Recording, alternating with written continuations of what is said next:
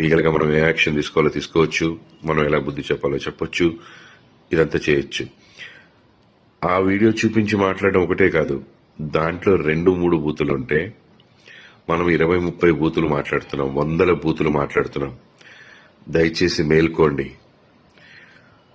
సమాజాన్ని ఉద్ధరిద్దాం అనే ఒక ఉద్దేశంతో బయలుదేరి సమాజానికి ఇంకా నష్టం చేస్తున్నామేమో, అది ఆలోచించండి.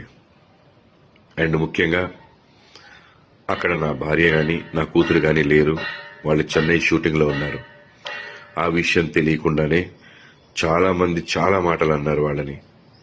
తప్పం, అది పెద్ద తప్పు. ఏదైనా తెలుసుకుని మాట్లాడాలి. ఇంకో ముఖ్య విషయం, నన్ను కూడా చాలా మాటలు అన్నారు.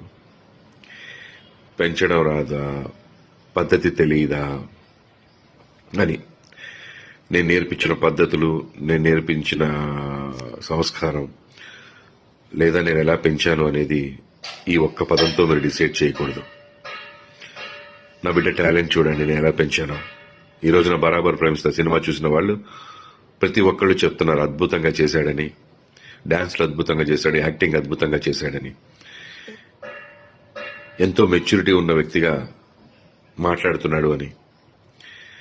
సో తప్పుని నేను సమర్థించట్లేదు, కానీ తప్పుని ఎత్తి చూపే పనిలో పడి మనం ఎక్కువ తప్పులు చేస్తున్నామేమో, సమాజానికి ఇంకా ఎక్కువ హాని చేస్తున్నామేమో అని అనుకుంటున్నాను.